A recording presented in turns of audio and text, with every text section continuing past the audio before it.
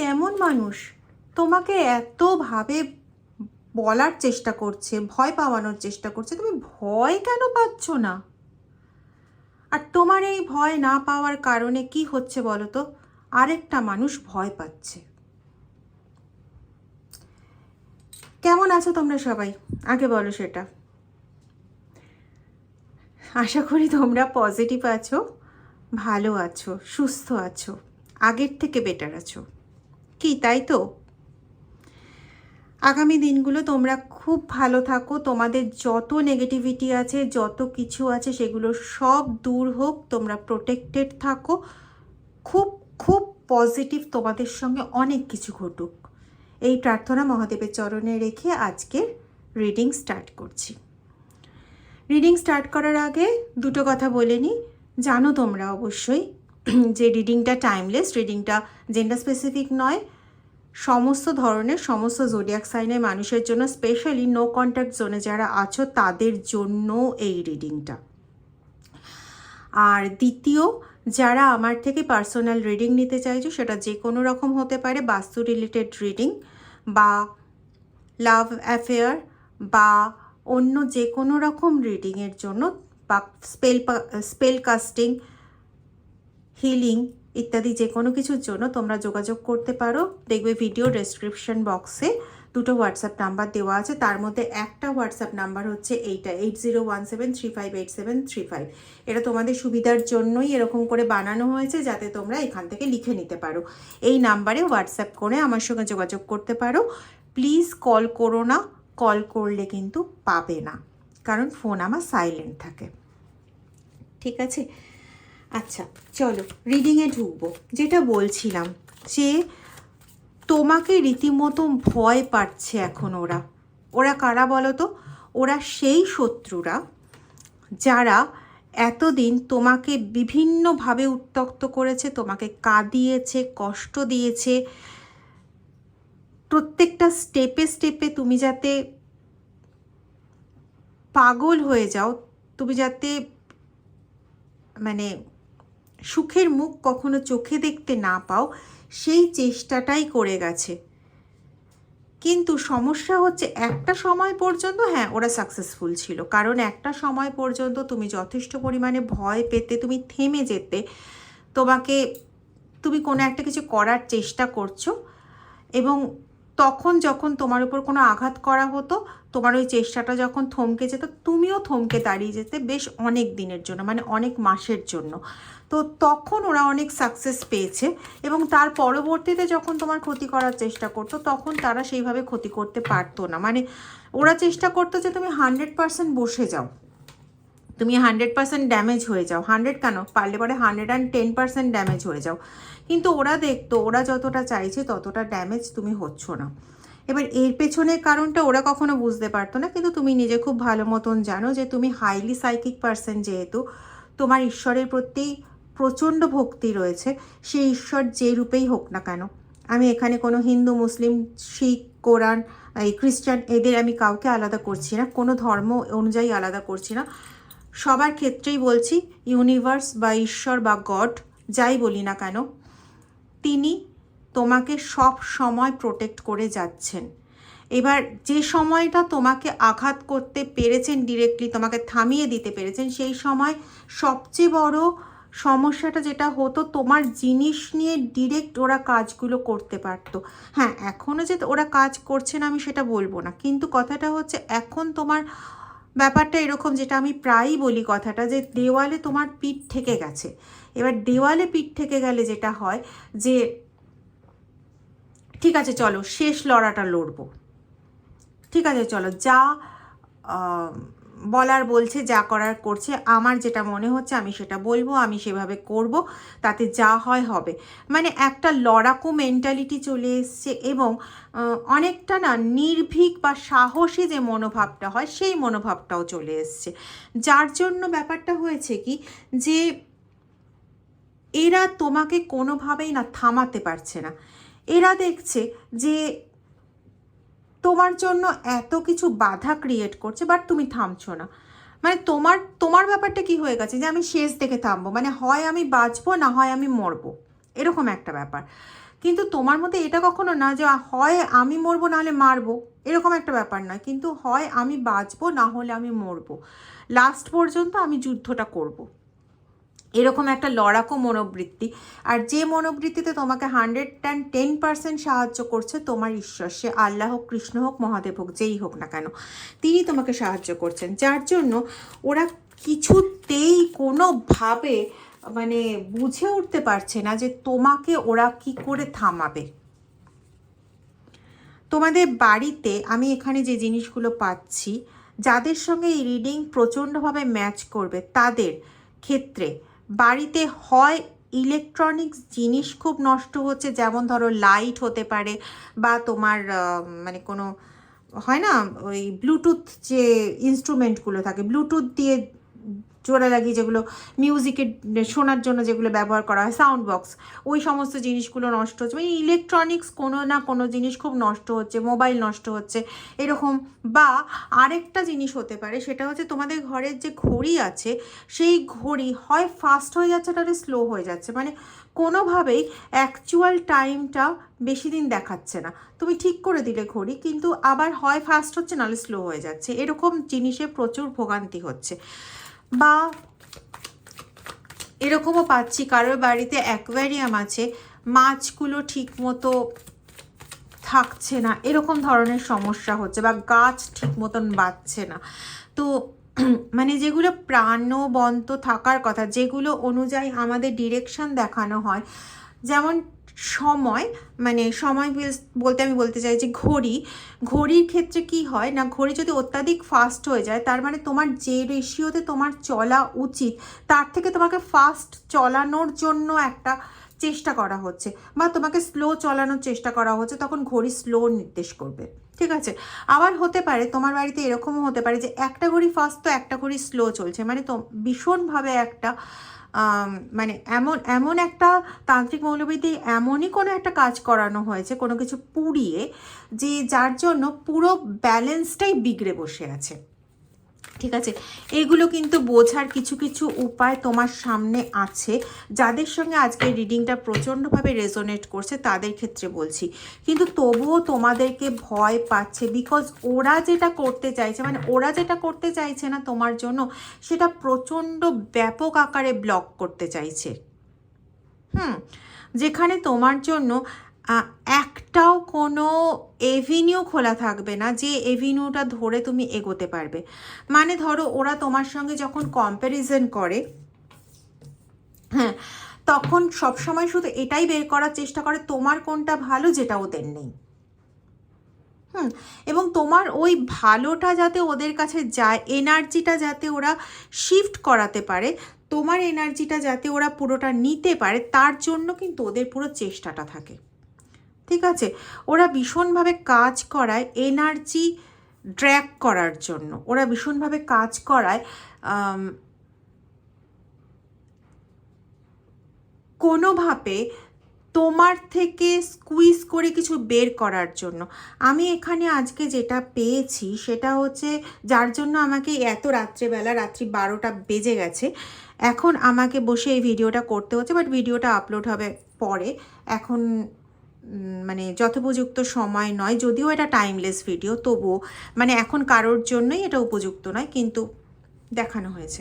যাই হোক,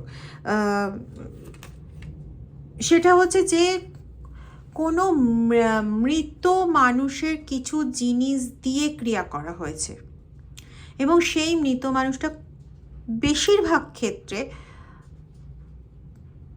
তোমার পরিবারের সঙ্গে যুক্ত এরকম কেউ, এবং এটা করেছে তোমাদেরই পরিবারের বাড়ির লোক, মানে পরিবারের লোক, যাদের তোমাদের বাড়িতে বেশ ভালো মতন অ্যাক্সেস আছে।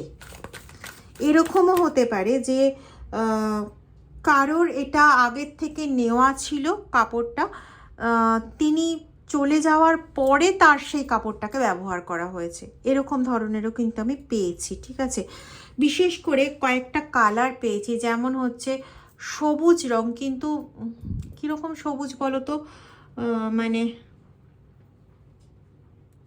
আমার হাতের কাছে এরকম সবুজ, আচ্ছা এই যে সবুজটা বুঝতে পারছো, এই যে সবুজটা, এই সবুজটা আরেক শেড যদি ডার্ক করা হয়, এরকমই সবুজ কিন্তু আরেক শেড যদি ডার্ক করা হয়, তাহলে যেরকম কালার হবে ওরকম কালারের কোনো শাড়ি হতে পারে বা পাঞ্জাবি হতে পারে। আমি দুরকম জিনিসই দেখেছি, ঠিক আছে।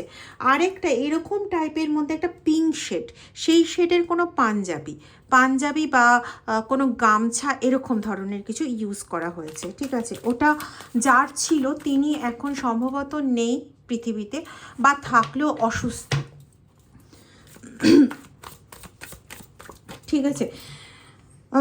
তোমাদের প্রত্যেকটা যে পদক্ষেপ আছে, প্রত্যেকটা পদক্ষেপকে এরা প্রচণ্ড ভালোভাবে স্টাডি করে, এবং বলা যেতে পারে তোমার সঙ্গে সঙ্গে মানে প্রত্যেক দিনের শুরু থেকে শেষ পর্যন্ত ট্রাভেল করতে থাকে। মানে তুমি সারা দিনে কি করলে, কোথায় গেলে, কি কাজ করলে, কি খেলে না খেলে, এভরি ডিটেলস এদের লাগে।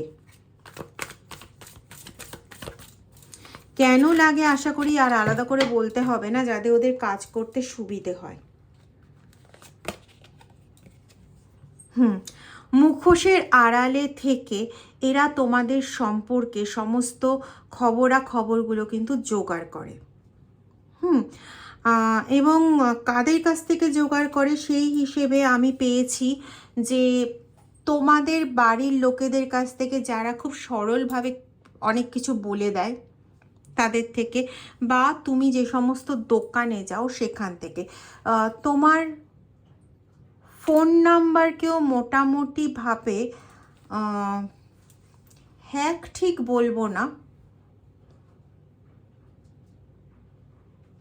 বিশেষ করে এখানে ফোন নাম্বার ঠিক না, এখানে তোমার যে সোশ্যাল মিডিয়াতে যে অ্যাকাউন্টগুলো আছে সেই ওর মধ্যে 2 বা 3টে অ্যাকাউন্ট, মানে 3টে জায়গার অ্যাকাউন্টে ওরা মোটামুটি একদম থাবা গেড়ে বসে আছে যে তুমি কি করছো, অ্যাক্টিভিটিস কি, সেগুলোও জানার জন্য, ঠিক আছে।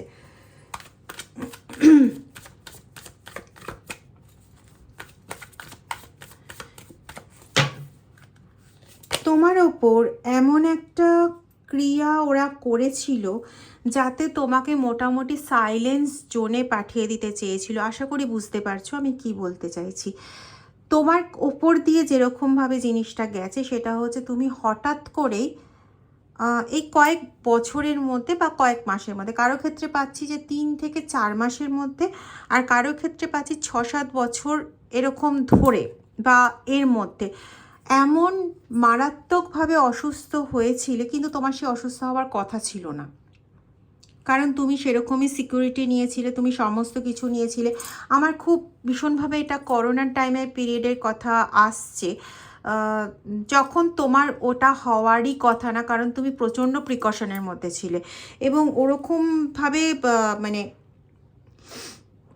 ইনফেকশন হওয়ার পরে এমনভাবে সেটা চেঞ্জ হয়ে যায় যে মোটামুটি সবাই ঘাবড়ে গেছিলো, বা তোমার এমন কোনো একটা শরীর খারাপ হয়ে গেছিলো যাতে মানে ডাক্তার পর্যন্ত আশ্চর্য হয়ে গেছিলো যে এরকম হলো কী করে। তো অ্যাকচুয়ালি এটা ওদের গেম প্ল্যানিং ছিল, যেখানে তোমাকে একদম সাইলেন্স জোনে পাঠিয়ে দেওয়ার ইচ্ছে ছিল, কিন্তু সেটা করতে পারেনি। তোমার ওপর দিয়ে এরকম মারাত্মকভাবে শরীর খারাপ গেছিলো, এবং তারপরের থেকেই কোনো না কোনো রকম চেষ্টা চলতে থাকে তোমাকে মানসিক অবসাদে পাঠিয়ে দেওয়ার জন্য, মানে মানসিকভাবে তুমি যাতে একদম নেগেটিভলি ভাবনা চিন্তার জগতে চলে যাও, এরকম ধরনের। এবং সেখানে মানে এমন পরিস্থিতিও চলে যে তুমি নিজেই বুঝতে পারো না যে তোমার মন কেন খারাপ হয়ে বসে আছে, কিন্তু তোমার যেন কোনো কিছু করার ইচ্ছে থাকে না, বিছানা থেকে মাটিতে পা ফেলার ইচ্ছে হয় না, কিছু যে বানিয়ে খাবে ওই ইচ্ছেটুকুনি হয় না, কিন্তু এমন নয় যে শরীর খারাপ, কিন্তু উঠতেই ইচ্ছে করছে না, মানে আলস্যি লাগছে, ল্যাথার্জি কাজ করছে, এটাও কিন্তু ক্রিয়েটেড, ঠিক আছে। এবং এখানে আমি পাচ্ছি যে ওরা যখন তোমাকে শারীরিকভাবে অসুস্থ করে তোমাকে কোনোভাবে কাত করতে পারলো না, তখন ওদের ব্যাপারটা এরকম দাঁড়ালো যে তাহলে তোমাকে মেন্টালি অ্যাটাক করা যায় যদি। আর যেহেতু তুমি অত্যন্ত সরল, তুমি ভীষণ ওপেন, মানে ওপেন মাইন্ডেড, কারোর কাছ থেকে কোনো কিছু এরকম লুকিয়ে চুরিয়ে রাখার মানুষ নও। তো তোমার মনের ওপর কাজ করাটা ওদের খুব ইজি হয়ে গেছিলো, এবং সেটা করে ওরা তোমাকে ওরকম ড্যামেজ করে রেখে দেয়, মেন্টালি ড্যামেজ করে রেখে দেয়। এখনও পর্যন্ত যে হয় না সেটা বলবো না, কিন্তু হ্যাঁ আগের থেকে অনেকটা কমেছে, যার জন্য কি এরা না ভয় পেয়ে গেছে আরও বেশি। এরা তোমাকে এখন যখন এই রিসেন্ট কোনো একটা মঙ্গলবারে তোমাকে যখন ড্যামেজ করার চেষ্টা করেছিল, হ্যাঁ তুমি মানসিকভাবে তখনও ডাউন হয়েছিলে, কিন্তু আগের মতন অতক্ষণের জন্য না, খুব অল্প সময়ের জন্য ডাউন হয়েছিলে, এবং তারপরে তুমি হঠাৎ করে নিজেকে আবার চেক করে নাও। এখন যেটা হচ্ছে তোমার সব কাজকে ভীষণ লেট করিয়ে দিচ্ছে, মানে যে কাজটা ধরো তোমার 3 দিনের মধ্যে হয়ে যাওয়ার, সেই কাজটা হতে অযথা প্রচুর ডিলে হচ্ছে, মানে প্রচুর ডিলে হচ্ছে। ঠিক আছে,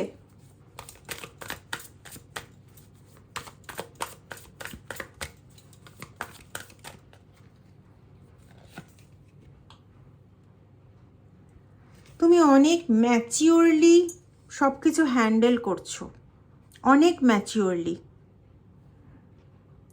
আগে কি ছিল, আগে তুমি ভয়তে বসেছিলে, এবং এর কাছে তাবিজ, ওর কাছে কবজ, আমি বলছি বলে কিছু মনে করো না, কিন্তু এইগুলোর পেছনে ছুটে বেড়াতো, তখন তুমি কখনো যুক্তি সহকারে কিছু ভাবার চেষ্টা করোনি, কিন্তু এগুলো করে সেই সময় তোমার খারাপ ছাড়া ভালো হয়নি। এখনও অনেকে এটা করছো, বি কেয়ারফুল। শরীর খারাপ হচ্ছে, শরীর খারাপের যে পার্টটা ওটা কিন্তু ডাক্তারের পার্ট, মেডিসিনের পার্ট। তো অবশ্যই নেগেটিভিটির থেকে সুরক্ষা নাও, কিন্তু তার সঙ্গে প্রয়োজনীয় ওষুধটাও গ্রহণ করো।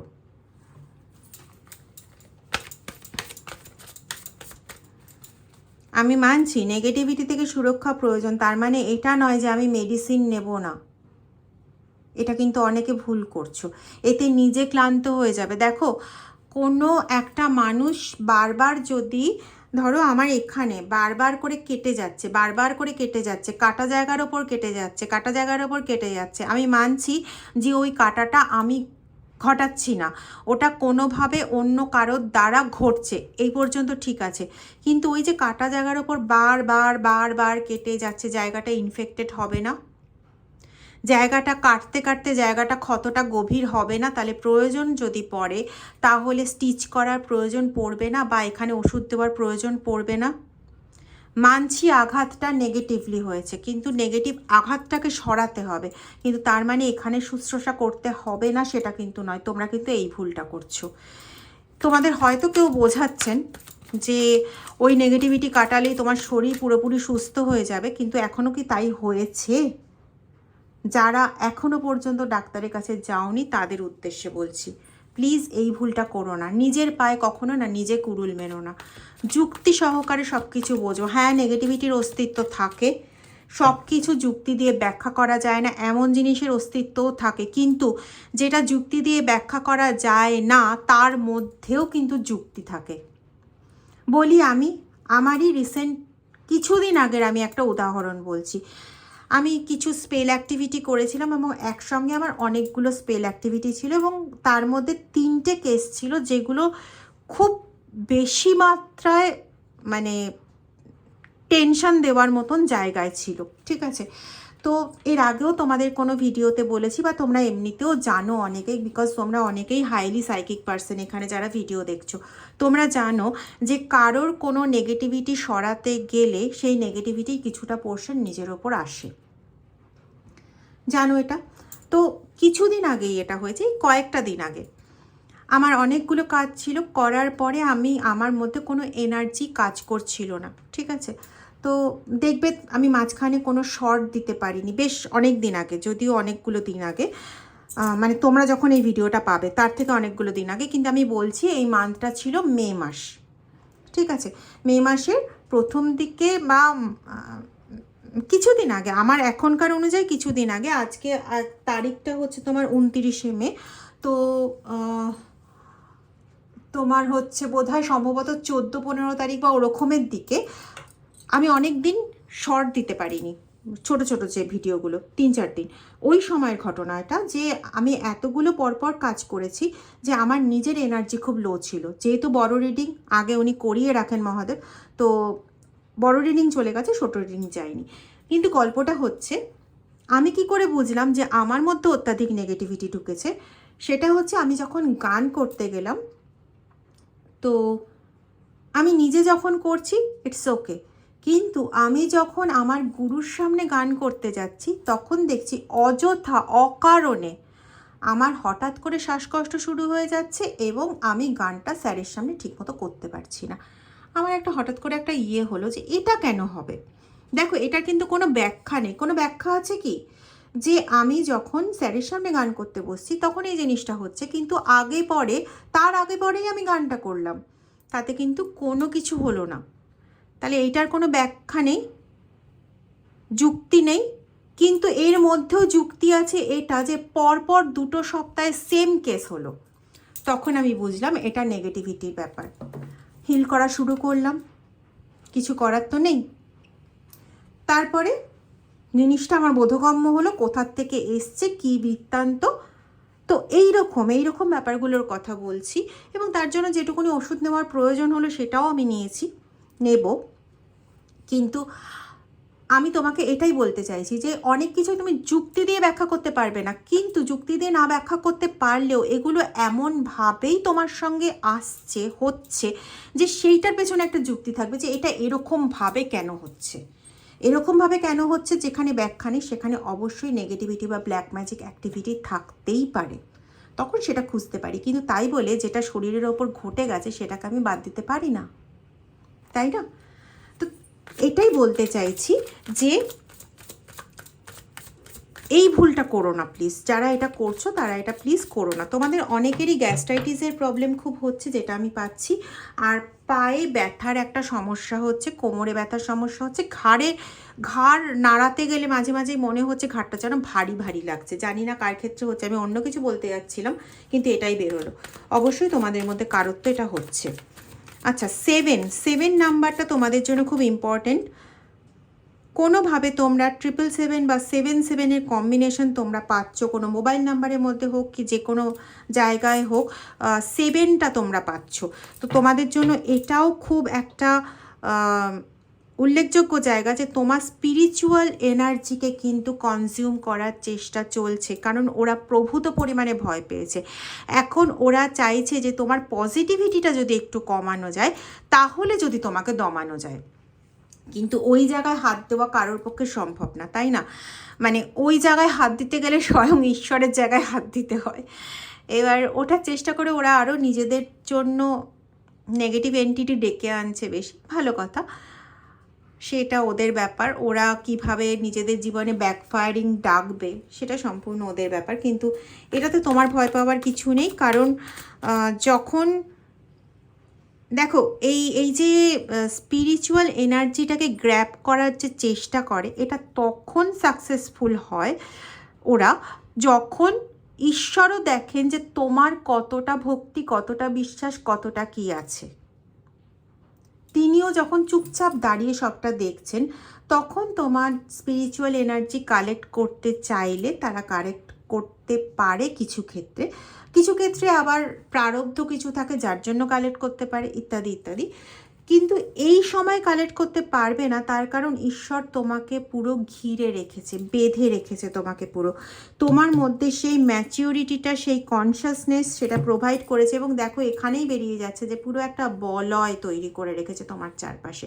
তো এখান দিয়ে ঢুকে তোমার পজিটিভিটি নেওয়াটা কারোর পক্ষে কিন্তু সম্ভব নয়, ইম্পসিবল ব্যাপার। আর 2টো কার্ড নেব, এবং এই করতে গিয়ে ওরা এমন কিছু বোকার মতন কাজ করছে যে নিজেদেরই না পাহাড় থেকে নিচে পড়ে গেলে যেরকমভাবে লাগে, বা টুকরো টুকরো হয়ে যেতে হয়, ছিন্ন ভিন্ন হয়ে যেতে হয়, তো নিজেদেরকে নিজেরাই ছিন্ন ভিন্ন করার জায়গাটা তৈরি করছে, ব্যাকফায়ারিংয়ের জায়গাটা নিজেরাই তৈরি করছে, যেটা একটু আগেও বলতে চেয়েছিলাম। দেখো, যেটা বলছিলাম সেটাই বেরিয়েছে। প্রথম কথা হচ্ছে 1 10 বেরিয়েছে, 1 সানকে ডিনোট করে, এবং এখানে we are the whole world, তোমাকে নিয়ে ঈশ্বর তার সমগ্র জগৎটা বেঁধে ফেলেছে, তুমি তার জগতের মধ্যে রয়েছে। তো তার জগতের মধ্যে হাত দেয় এমন সাধ্য কার আছে একটু আমায় বলতে পারো? কারণ নেই।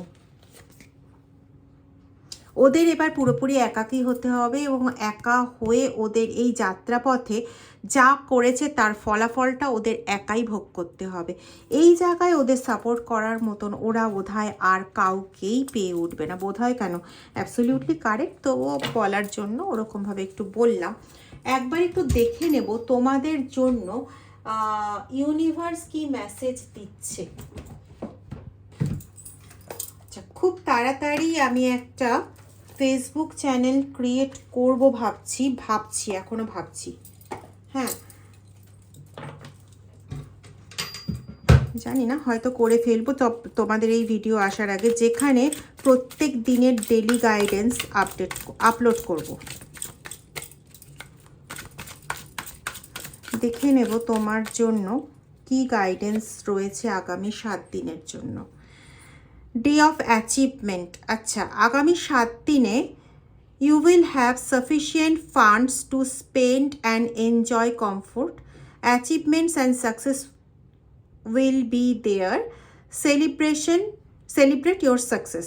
আচ্ছা, আগামী 7 দিন থেকে 9 দিনের মধ্যে তোমার সঙ্গে এমন কিছু ঘটতে চলেছে যেখানে তুমি কিছু অন্তত সাকসেস পাবে। কিছু কমফোর্টের জায়গায় তুমি আসবে। কিছু কমফোর্ট, কিছু আরামপ্রদ, মানে এত দিনের এই যে এত যুদ্ধ, এই যুদ্ধ থেকে কিছুটা ছাড়ান তুমি পেতে চলেছো, ঠিক আছে? এবং এই যাই তুমি সাকসেস পাবে না কেন, সেটাকে তুমি ঈশ্বরের সঙ্গে এনজয় করো, কারণ তারই দেওয়া দান, ঠিক আছে? আর রেমিডিস হিসেবে যা বলা হচ্ছে যে অরেঞ্জ অথবা রেড কালারের কোনো ক্রিস্টাল যদি ইউজ করতে পারো তো করো, যেমন রেড জেসপার, গার্নেট, ব্লাডস্টোন। আর ডোন্ট ডিসরেসপেক্ট ইউর ব্রাদার, তোমার ভাই বা ভাতৃসম কাউকে ডিসরেসপেক্ট করতে না করা হচ্ছে, এবং হনুমান চালিসা পড়তে বলা হচ্ছে, বা মাংকিকে বা হনুমানকে খাওয়াতে বলা হচ্ছে, ঠিক আছে? আর এটা যদি হনুমানকে খাওয়ানোর এই কাজটা যদি মঙ্গলবার করে করো তোমাদের জন্য, মঙ্গল আর রবিবার যদি করো তোমাদের জন্য খুব সাকসেসফুল হবে। আমি আজকের এইটাতে এই ক্রিস্টালগুলো ট্যাগ করে দেব, যদি তোমাদের মনে হয় তোমরা দেখতে পারো, ঠিক আছে? এছাড়া আমার কাছেও পাওয়া যায়। যদি আমার সঙ্গে কানেক্ট করতে হয় তাহলে হোয়াটসঅ্যাপ নাম্বারে যোগাযোগ করে জানতে পারো। ওকে, ভালো থেকো। যাদের রিডিংটা ভালো লাগলো তারা প্লিজ রিডিংটা একটু শেয়ার করে দিও, আর লাইক সাবস্ক্রাইব করতে ভুলো না। সাবস্ক্রাইব করে ওই বেল আইকনটা প্রেস করে রেখো, কেমন? Thank you so much.